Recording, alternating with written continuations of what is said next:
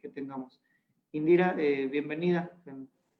Muchas gracias, Vladimir. Muchas gracias, subsecretario. La verdad es que es un placer tener la oportunidad de platicar contigo y compartir precisamente esta que es una visión común y que nos unifica en los intereses en la preocupación por cuidar la salud de las mexicanas y los mexicanos, en este caso de los colimenses en específico, y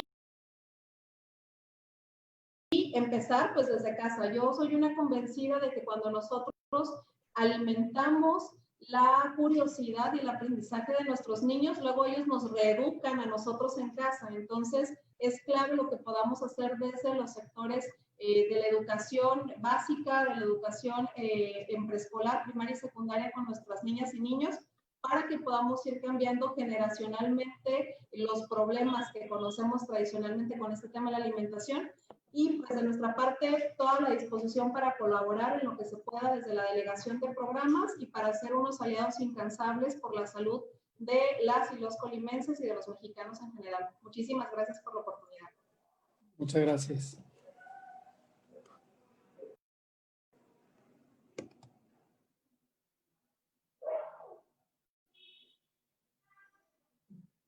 Creo que está cerrado tu micrófono, estimado Vladimir, porque no te escuchamos. Bueno, saludar a nuestros amigos y amigas que nos siguen la transmisión en el Facebook Live, que esperaban esta charla con mucho entusiasmo, con mucha participación, y darle el uso de la voz al subsecretario Hugo López-Gatell. Adelante, subsecretario. Muchas gracias. Gracias a ambos, estimado Vladimir, y también Indira Vizcaíno, por la oportunidad de conversar. La verdad es que yo soy el agradecido, y lo digo no solo a nombre o título propio, sino a título de todo el grupo de servidoras y servidores públicos que estamos impulsando en general estas políticas en el foro que nos corresponde, y que siempre buscamos hacerlo de la manera más colegiada posible, en alianzas con todas las personas que pudieran tener un papel que jugar, ya sea en los órganos legislativos, tanto federal como estatales, o la sociedad civil. Les quisiera relatar un par de cosas de cómo fuimos construyendo el GISAMAC, el Grupo Intersectorial de Salud, Alimentación, Medio Ambiente y Competitividad. Cuáles son los elementos técnicos y teóricos de las propuestas de política pública que estamos implantando, y luego un elemento específico sobre ambientes escolares y el enorme costo que tiene la epidemia o la pandemia de enfermedades no transmisibles, costos humanos en primera, que son los más importantes, costos sociales en términos de la disfuncionalidad que implica estas enfermedades, y desde luego costos económicos. Sin entrar en datos específicos, porque no los tengo en este momento a la mano, un dato que es verdaderamente ilustrativo es esta realidad de que la mitad de la mortalidad en México mueren en este momento, con la cifra más reciente de INEGI, que son el año 2018, murieron 722,000 personas. Esta cantidad de personas que fallecen, desde luego, crece en proporción al tamaño poblacional, pero ha estado entre 2010 y 2018, más o menos, entre 600,000 y ahora 722,000. La mitad de ellas, desde hace al menos 15 años, 12 a 15 años, fallecen por causas directas que se relacionan con una mala alimentación. Casi invariablemente, desde los últimos 12 o 15 años, la primera causa de muerte son enfermedades cardiovasculares, la segunda es la diabetes en sus múltiples formas, la tercera son diversos cánceres, muchos de ellos asociados con el síndrome metabólico y también con la obesidad, y la cuarta son las enfermedades crónicas del hígado. En la causa de origen de todas estas enfermedades existe un problema alimentario, y este problema alimentario, como hemos comentado, tiene que ver con excesos, ya no con carencias. México sigue teniendo un perfil nutricional dual, de doble carga, porque todavía hay una proporción nada despreciable, se ha estimado entre el 12 al 15% de la población que vive en insuficiencia alimentaria, particularmente niñas y niños y mujeres también. Carencias de micronutrientes es una de las más prevalentes. Hay estimaciones de que hasta 25% de las anemias, de los casos de anemia en México son carenciales, donde la carencia más común es el hierro, lo cual es verdaderamente absurdo que siga así en el siglo XXI, cuando existen los mecanismos tanto nutricionales como de vigilancia que permitirían solventar este problema. Pero otros micronutrientes también están en carencia y también desbalances importantes por carencia. Pero ese es solo un segmento, es 10 a 15%. El problema grande de la nutrición en México son los excesos, y los excesos con desbalance, no solamente los excesos netos. Algunas cifras representativas: 75%, 3/4 partes de la población mexicana mayor de 20 años tiene sobrepeso y obesidad, es decir, alguna de las dos condiciones, gruesamente es mitad y mitad, y asumiendo que hay una progresión que no se da en todos los casos, pero que fisiopatológicamente es un continuum de entre el sobrepeso y la obesidad, pues es parte del mismo fenómeno. También, y todos estos son datos precisamente de la Encuesta Nacional de Salud y Nutrición, hasta 14% de las personas mayores de 20 años tienen diabetes, mayormente diabetes tipo 2, no insulino dependiente o no mediada por anticuerpos, y hasta el 15% tienen hipertensión. Y obviamente hay una confluencia de estos tres síndromes o de estas tres enfermedades en las mismas personas, de modo que pueden tener más de una afección y aumentar exponencialmente su riesgo cardiovascular y cardiometabólico. No olvidar también que en infancia y adolescencia, es decir, menores de 18 años, ocupamos el primer lugar en prevalencia de obesidad y sobrepeso a nivel mundial, lo cual es también desastroso, porque obviamente tiene consecuencias sobre las próximas generaciones y tiene consecuencias porque la disfuncionalidad es muy temprana y reduce significativamente las probabilidades de mantener una vida sana cuando ya se llega a la edad adulta.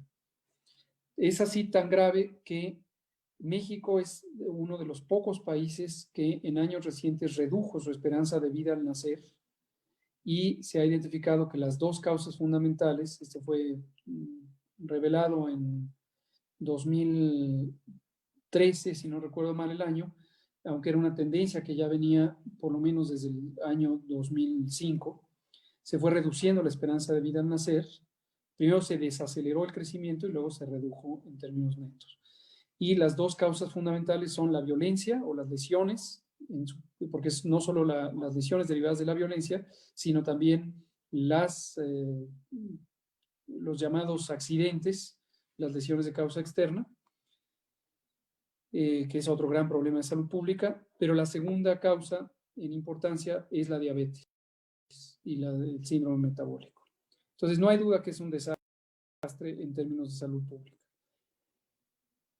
con enormes consecuencias socioeconómicas, un importante diferencial también social o socioeconómico, y hay evidencia de sobra de que este trastorno nutricional social de dimensiones epidémicas no depende de la conducta individual. Y esto considero que es muy importante tenerlo presente, porque una manera de escabullirse de las entidades que son parte del problema es adjudicar el problema en las personas, como si solamente la voluntad de las personas determinara lo que comemos.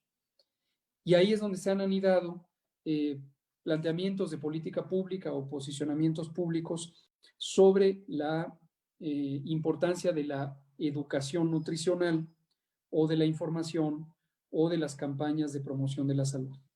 Aquí quisiera destacar que no tenemos duda de que estas campañas son muy importantes, pero por sí mismas o por sí solas no pueden resolver el problema. Es un problema estructural. Estructural en el sentido de que el sistema agroalimentario de México, y hablamos ya no solamente del sistema alimentario, sino el agroalimentario, porque esto es desde la producción, el mapa de producción agrícola en México, el mapa de fabricación de alimentos o procesamiento de alimentos, el mapa de distribución de alimentos, el mapa de puntos de comercialización de alimentos, está claramente sobresaturado de los productos industrializados, procesados y ultraprocesados, que característicamente, no todos, pero característicamente la gran mayoría, tienen exceso de sal, exceso de azúcar, exceso de grasas y exceso de calorías. Cuando hablamos de exceso, nos referimos a que en su composición,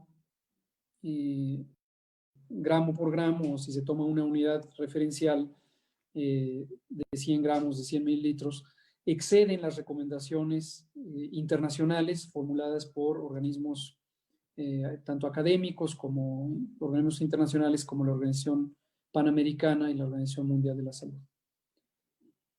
Entonces, retomo sobre lo individual versus lo colectivo.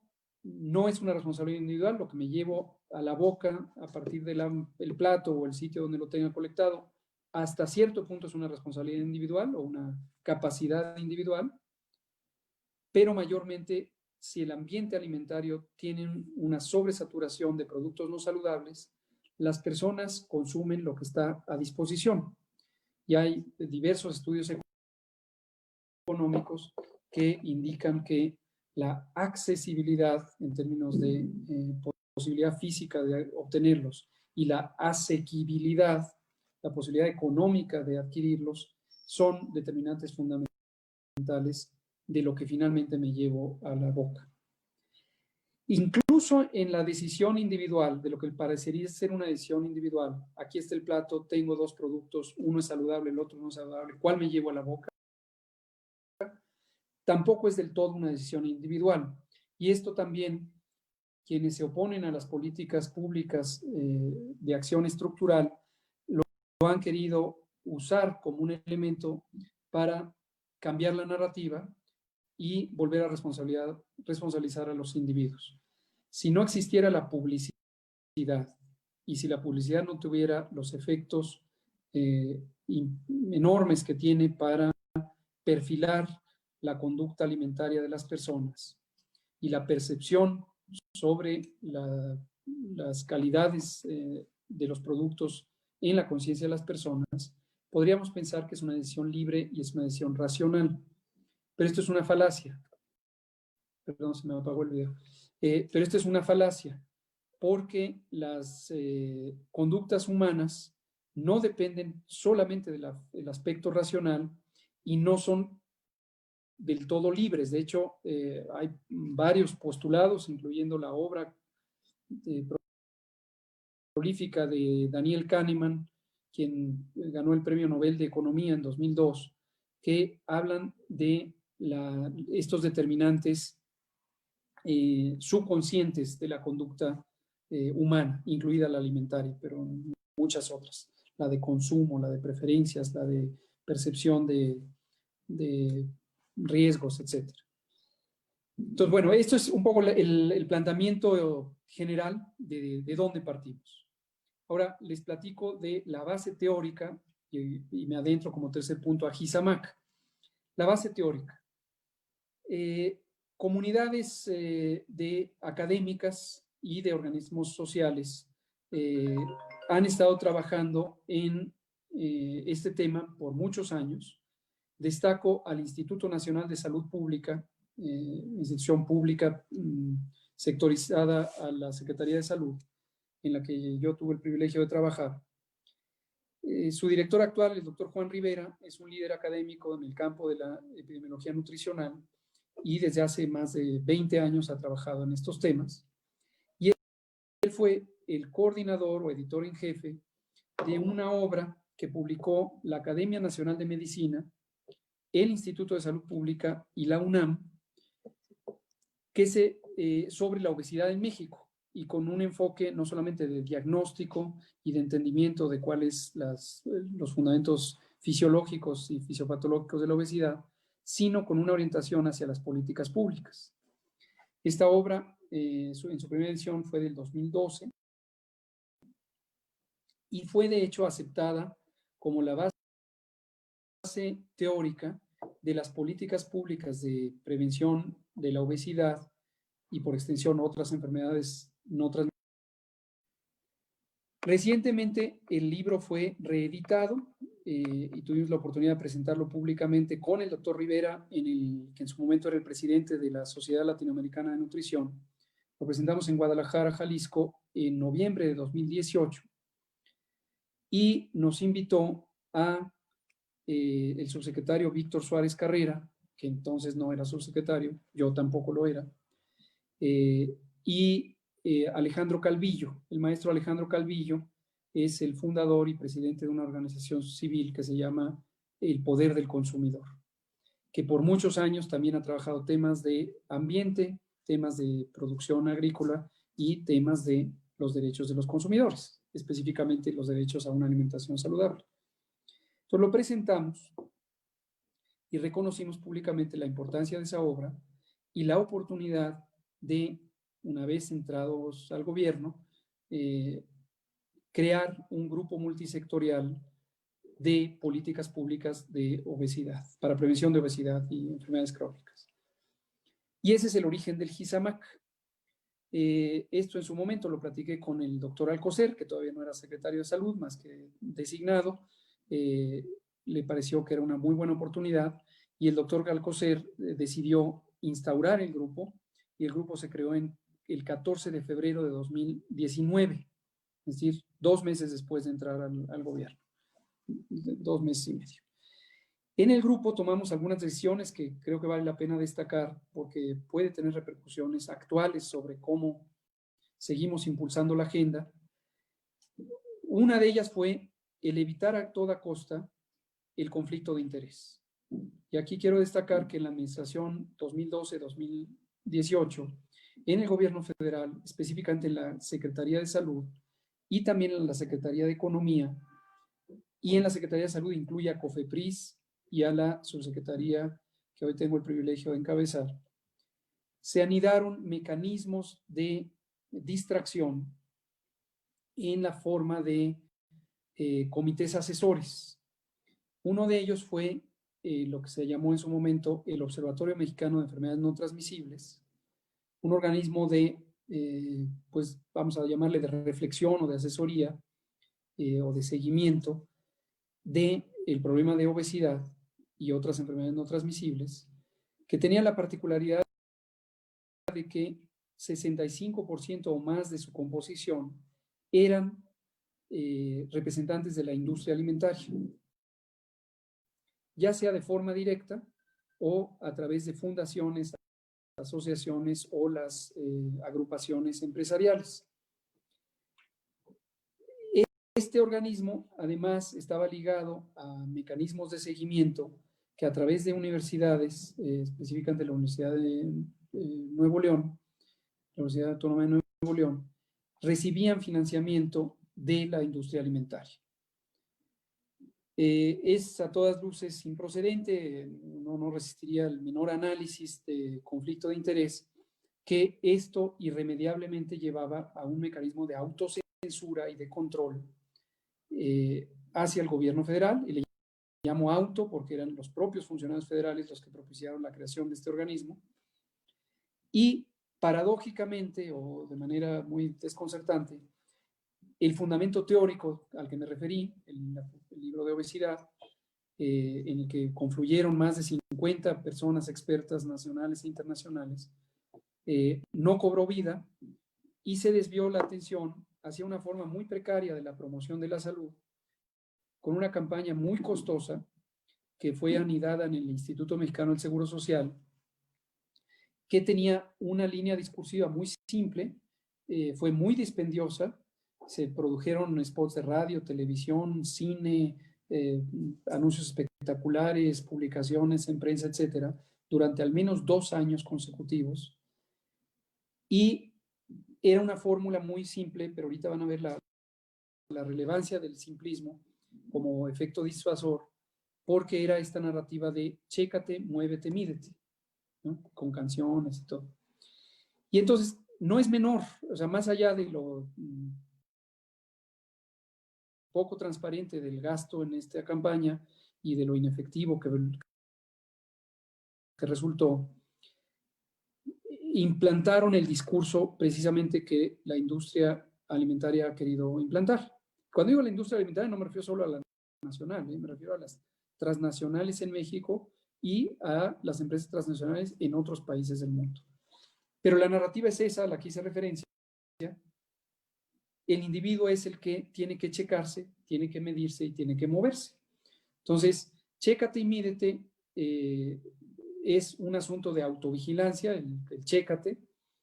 El mídete es un juego de palabras, mídete en el sentido de mídete la cintura, mídete el peso corporal, etcétera, es decir, vigílate, pero también mídete en tú, regúlate, qué comes y cuánto comes. Y el muévete, pues directamente era un tema de aparente promoción de la actividad física. Es indudable que la actividad física es un componente importantísimo de la prevención, pero volvemos a lo mismo. Actividad física en el contexto de una oferta y demanda inducida de alimentos no saludables no tiene posibilidad alguna de contrarrestar los efectos nocivos.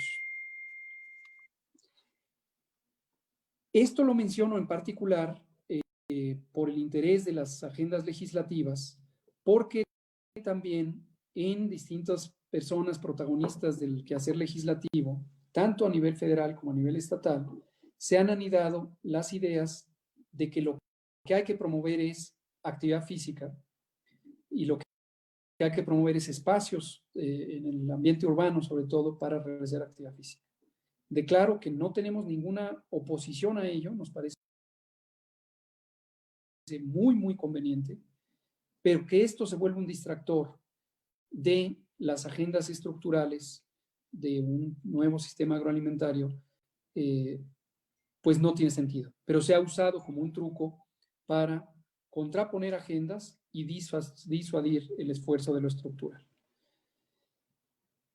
La industria alimentaria, por su parte, de una manera muy repetitiva, cuando se ha acercado al gobierno, y me refiero a ya nuestra administración, en el gobierno de la Cuarta Transformación, llegó con un discurso al Poder Ejecutivo, tanto en la Secretaría de Salud como en otras oficinas, y con el propio presidente.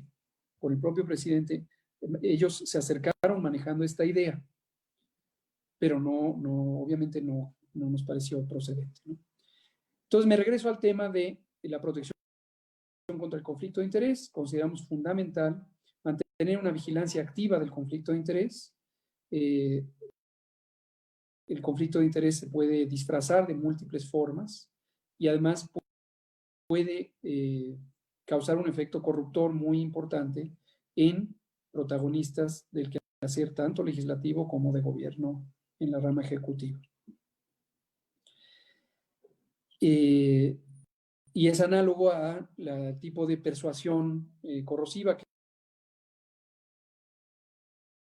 han tenido otras industrias cuyos productos son nocivos para la salud, destacadamente el tabaco y el alcohol.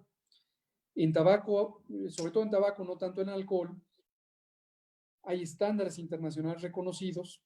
Existe el Convenio Marco para el Control del Tabaco, que es un acuerdo jurídicamente vinculante, por lo tanto es de facto ley en México, al que México se adhirió en 2005. Y una de las previsiones explícitas y específicas de ese convenio marco, que está en el artículo 5.3, es la protección contra el conflicto de interés. Protección de las políticas públicas, protección de las oficinas y las personas funcionarias. Lo menciono como un referente de algo que no existe en la parte de industria alimentaria, pero sería muy deseable en su momento tener. Entonces, así partimos, establecimos el GISAMAC. Ahora caracterice qué es el GISAMAC. El nombre completo es Grupo nació como GISA, Grupo Intersectorial de Salud y Alimentación. Ya dije quiénes fueron las instituciones protagónicas. Fue el secretario de Salud, fue la Secretaría de Agricultura, que fue principalmente a través del subsecretario Víctor Suárez, fue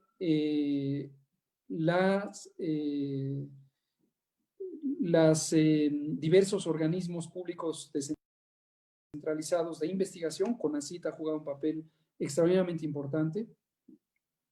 Algunos institutos nacionales de salud, como el Instituto Nacional de Salud Pública y el Instituto Nacional de Ciencias Médicas y Nutrición, Salvador Subirán.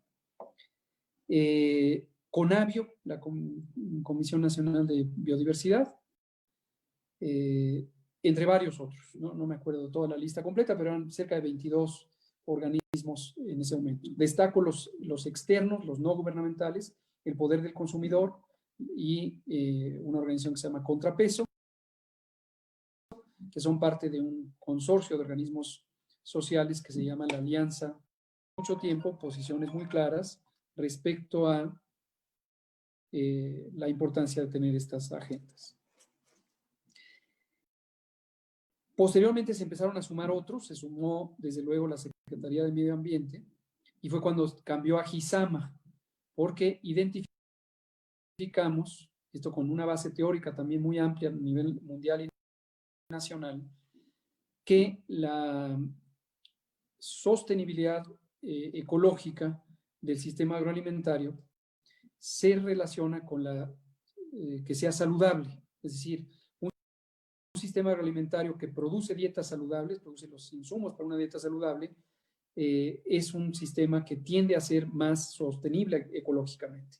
Y viceversa, las dietas, lo pongo en positivo, las dietas saludables, en donde hay diversidad culinaria, diversidad de contenido, diversidad cultural en los productos que están al alcance de los consumidores, necesariamente se relaciona con un sistema más saludable, más ecológicamente sostenible.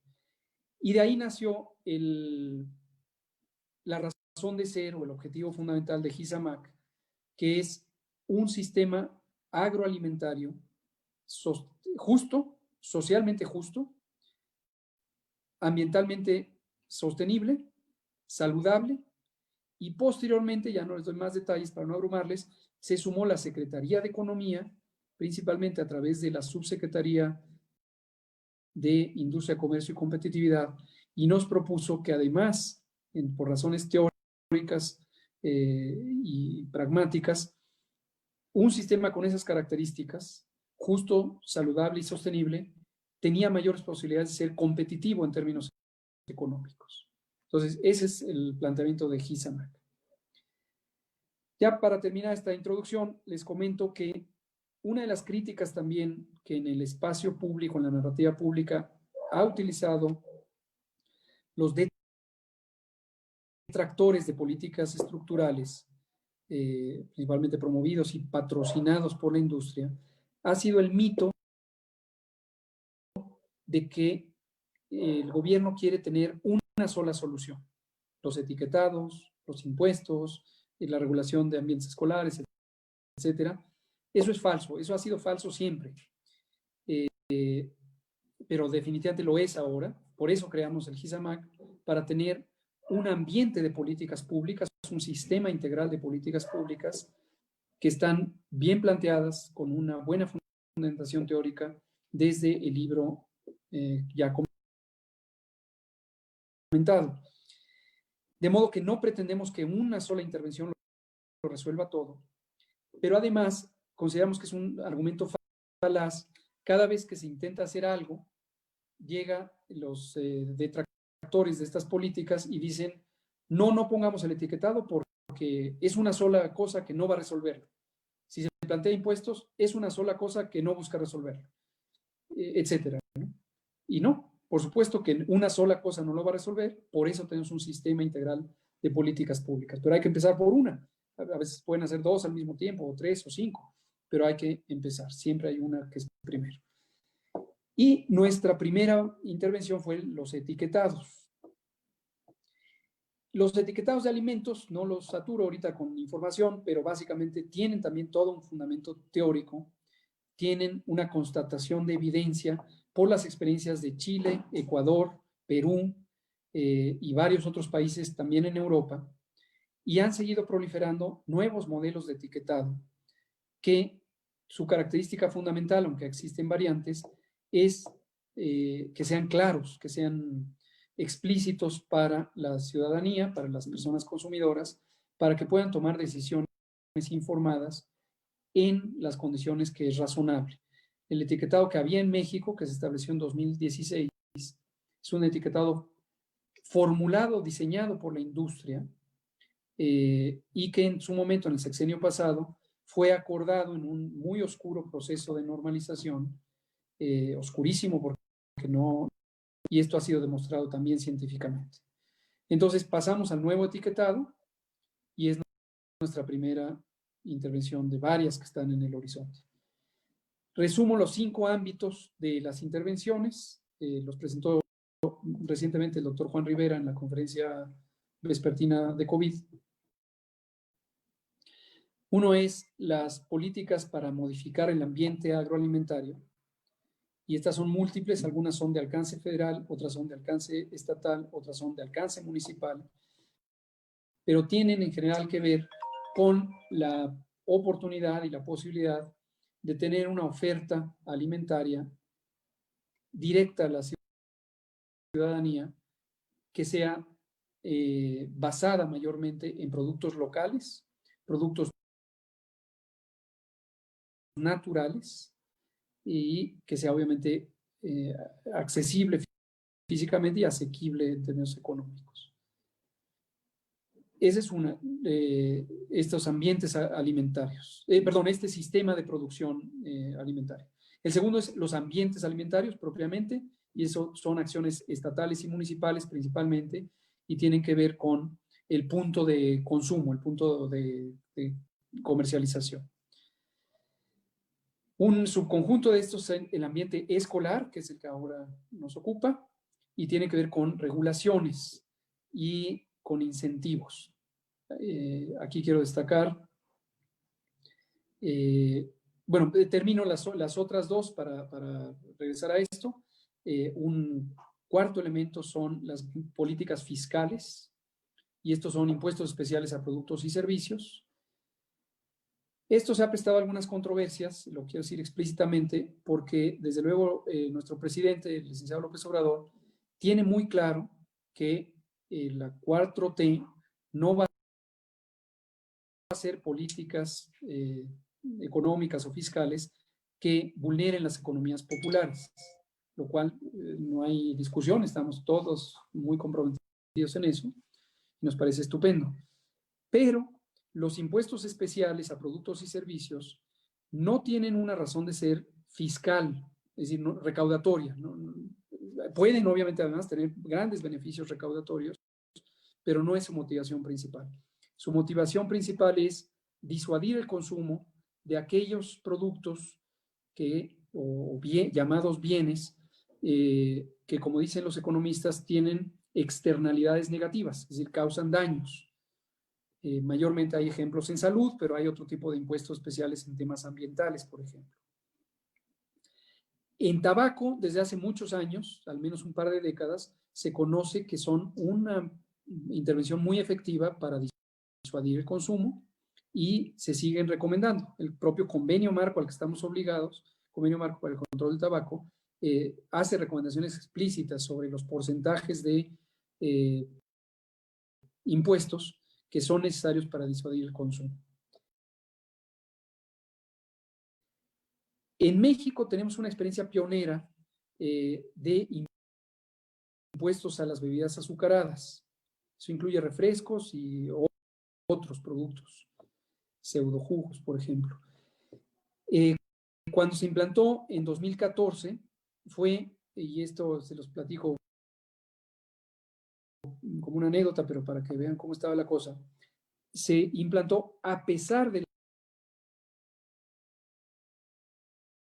la Secretaría de Salud. La entonces Secretaria de Salud Pública ante el poco entusiasmo de la Secretaría de Salud, se la presentaron a Hacienda, del mismo gobierno, el gobierno de Peña Nieto.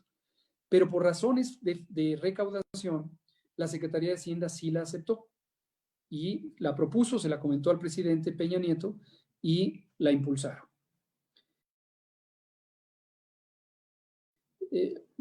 Triunfo afortunado de la salud pública a pesar de la propia Secretaría de Salud. Pero marcó un paso importante y se ganó mucho prestigio internacional por lo bien que estuvo formulada esta medida. Esta medida se fundamentó desde la conceptualización teórica en el Instituto de Salud Pública, estudios de análisis económico sobre elasticidad-precio de la demanda.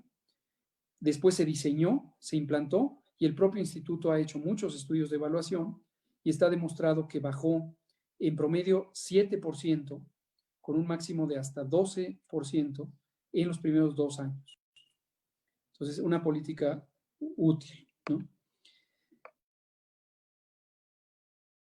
Pero reitero, las consideraciones generales del presidente pues, son importantísimas de atender y lo que estamos buscando es el contextualizar estas medidas sobre su utilidad en salud y que no se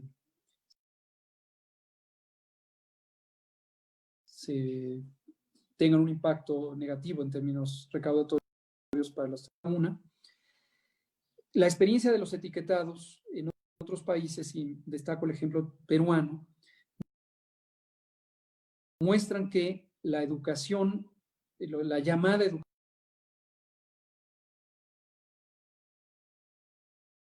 educación nutricional, no depende solo de instrucciones o de mensajes verticales emanados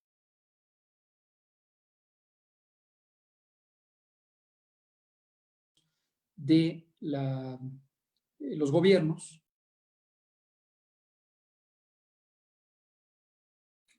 sino que es importantísimo que haya un proceso de apropiación de la alimentación.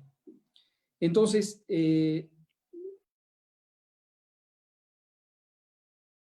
hay muchos fundamentos, tanto filosóficos como doctrinales del derecho.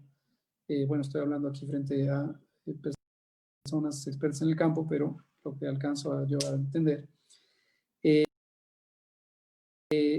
que permiten que en México tengamos un replanteamiento de la publicidad. Y por eso también estamos trabajando en un nuevo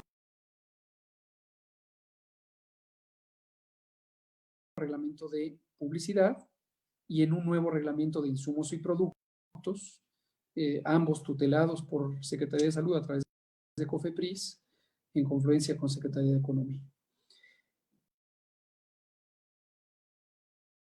Y lo que se busca es, igual que se ha hecho para tabaco, igual que se ha hecho para otros elementos en los que comercialización de los sucedáneos de la leche.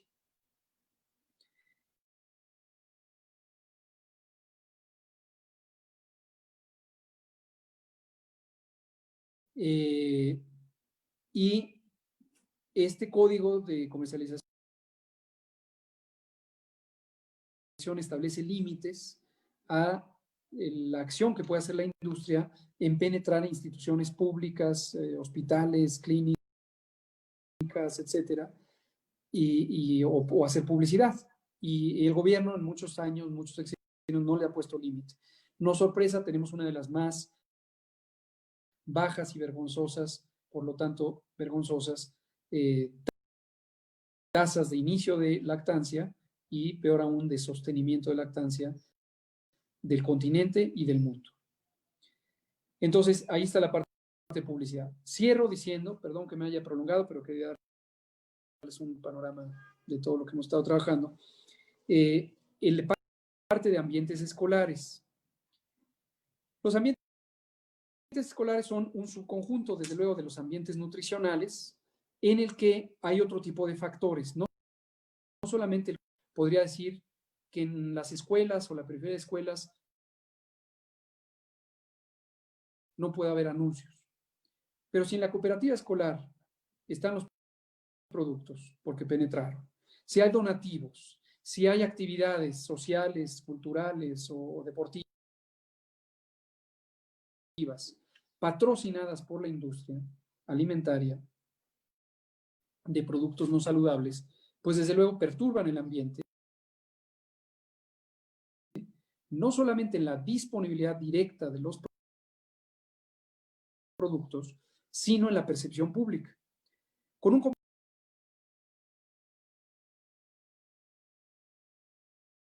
componente que es particularmente aberrante y que hay que tenerlo clarísimo como aberrante, que es la violación de los derechos de la niñez. Los niños, obviamente, niñas y niños, publicidad subrepticia. Uno de los ejemplos muy ilustrativos, y está por todo el país, es cuando la industria refresquera ofrece mejorar las condiciones físicas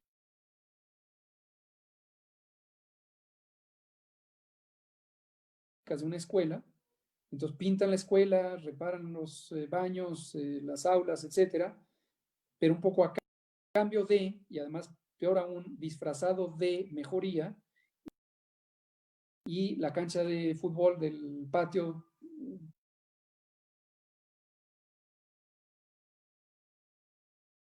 está de color rojo con una pleca blanca, ¿no?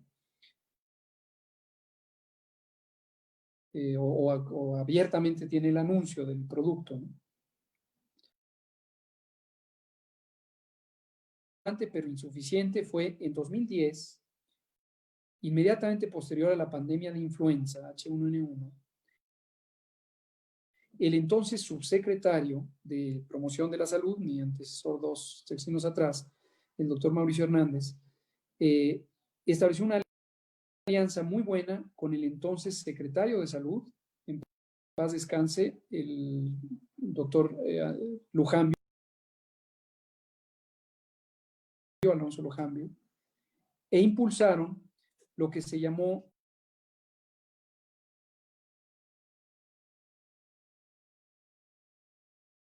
el acuerdo alimentario, que tiene un nombre largo, pero es el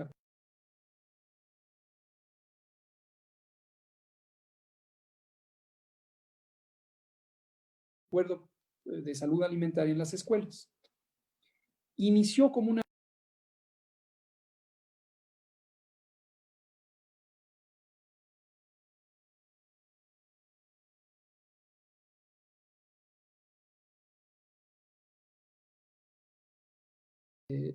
pues superaron la buena voluntad de estos dos funcionarios y se acabó deslavando y quedó como un acuerdo de autorregulación.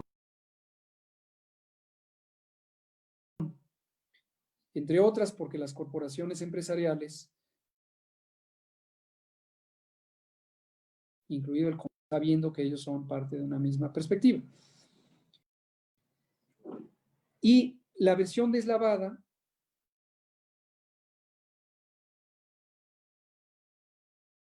surtió muy poco efecto. No se restringieron los accesos, se siguieron haciendo oferta, patrocinio, propaganda, promoción en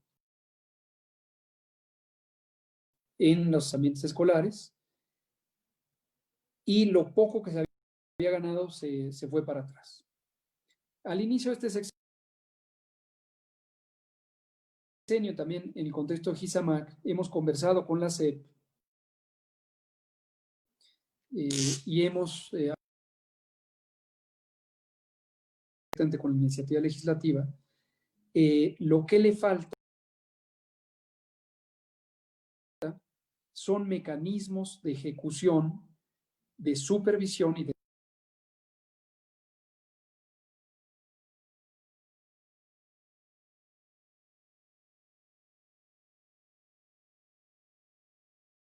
sanción.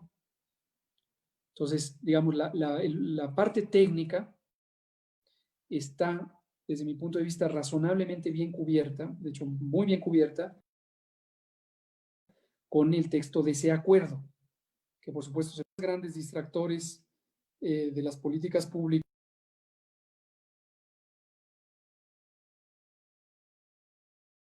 prácticas saludables impulsado por las industrias, que es el discurso de la autorregulación.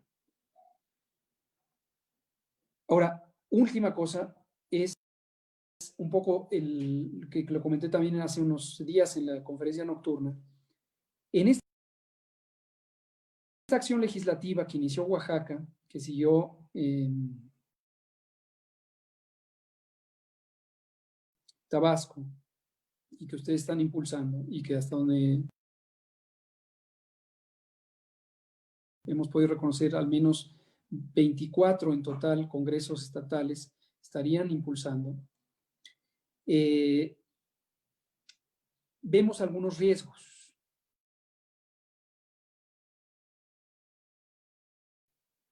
Uno de ellos es que no haya armonía legislativa.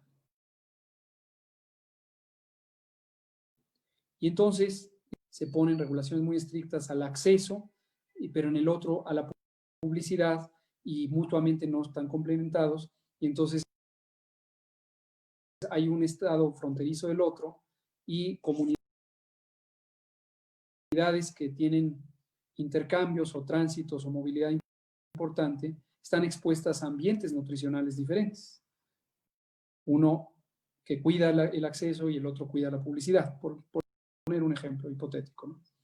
Y eso a lo largo del territorio nacional. Entonces, consideramos que podría beneficiarse esta perspectiva de una armonización en la parte tanto técnica como teórica y sus consecuencias legislativas. El segundo riesgo que vemos es que pudieran entrar elementos que aparezcan como excesivos y que entraran en conflicto con disposiciones federales o con disposiciones constitucionales del Estado o de la Federación, y entonces se abrieran a litigio vía amparos y que fueran, que dejaran malos precedentes. O sea, pongo un ejemplo de algo que conversé con el secretario Moctezuma. Geográficamente escapa de las atribuciones que puede tener la SEP,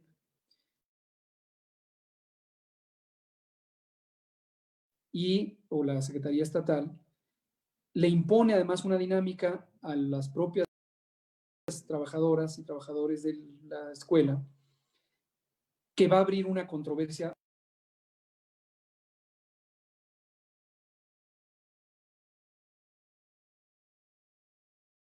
en principio social por parte de los trabajadoras,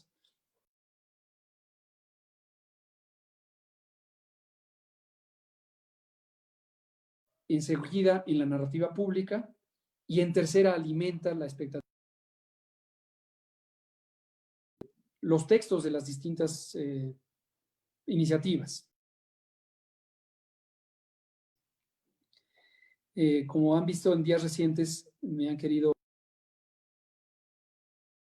endilgar la idea de que yo estoy haciendo algo indebido porque estoy como orquestando todo esto. Se empezó a meter un rumor de que yo incluso tenía un machote, un formato que lo estaba distribuyendo en los congresos estatales. Y no, digo, no me molestaría hacerlo, pero estoy muy consciente de cuáles son mis límites, cuáles son mis responsabilidades y no lo voy a hacer, obviamente, para los distintos poderes y órdenes de gobierno que en su momento lo consideren valioso, pero a invitación. No en otro carácter. ¿No? Ya me callo, perdón que me prolongué mucho, pero quería compartir todo esto. Muchas gracias, subsecretario. Creo que es muy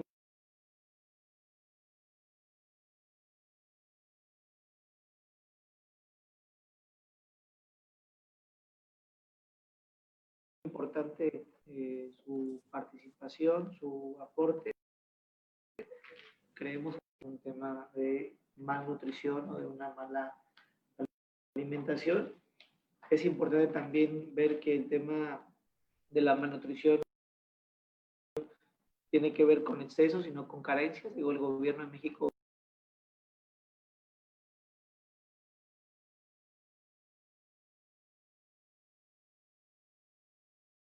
está trabajando mucho para cada vez atender a los más necesitados, a los más pobres. Y creo que las políticas de bienestar han sido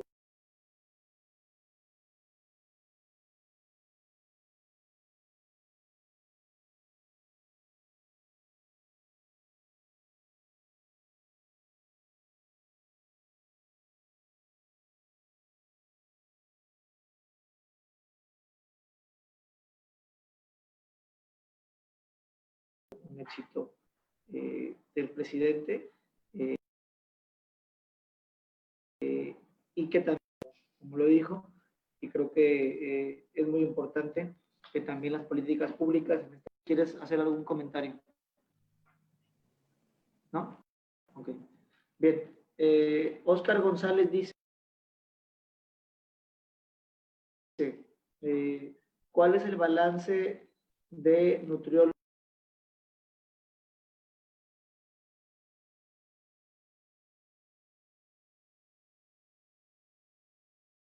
en el primer y segundo nivel de atención en el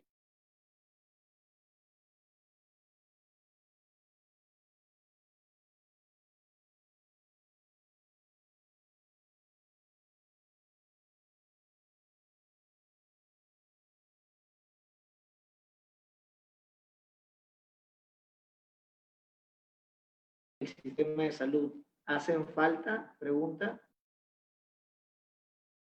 ¿Se están considerando para el sistema?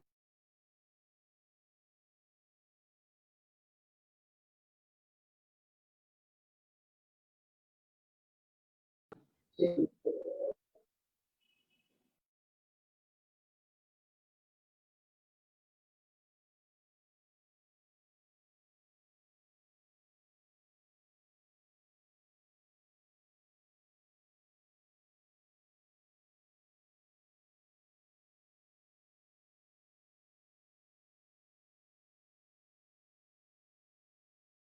Perdón, creo que tanto en el segundo como en bueno, los tres niveles, el primero, el segundo y el tercero, las plazas son salarialmente precarias y aun cuando se cubren, están poco organizadas, mal organizadas. Por ejemplo, en lugar de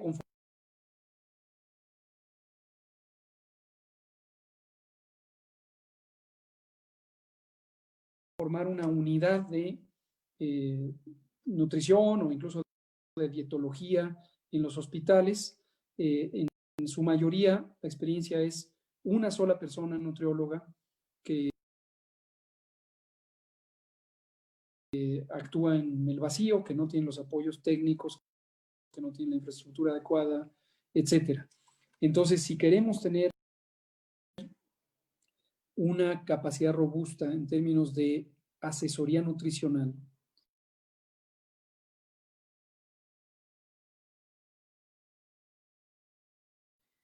de mayor importancia en el primer nivel de atención, porque es las personas tener un mecanismo formal de consulta periódica de asesoría nutricional. Pero, como bien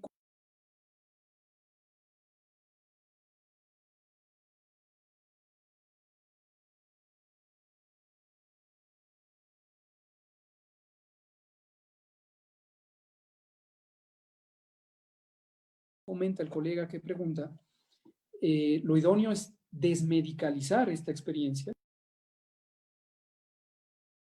No hay ninguna restricción a que esto tenga que estar preponderante o exclusivamente en unidades de atención médica. Y seguramente es un error, porque si se hace solo en unidades de atención médica, pues la capacidad de difusión es menor y se hace generalmente restringido a personas enfermas. Lo que aquí queremos es asesoría nutricional en personas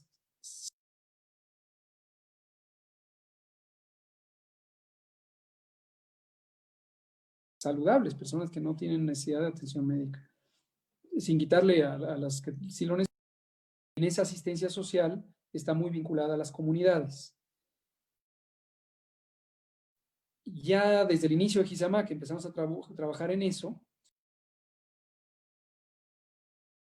De hecho, uno de los detonantes de la acción de GISAMAC fue un programa de transformación de los desayunos escolares. Y esto conecta con también lo que preguntaba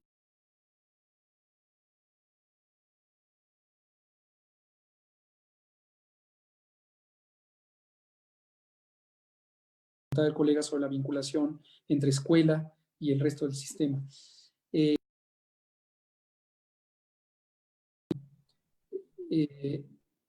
Que característicamente han sido desayunos fríos. La temperatura no es lo relevante. Lo relevante es que para que sean fríos implica que son productos industrializados. Y lo que planteó la compañera Rocío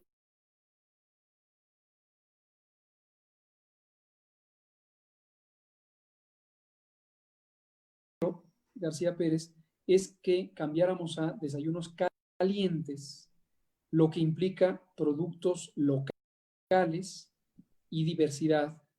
Y la oportunidad, no necesariamente es automático, pero la oportunidad de reformular la composición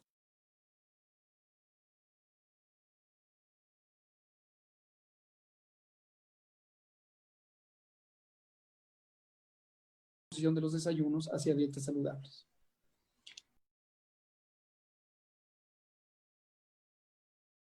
Entonces, en eso... Banco de leche materna en Colima, no hay banco de leche materna y no se apoya la lactancia adecuada.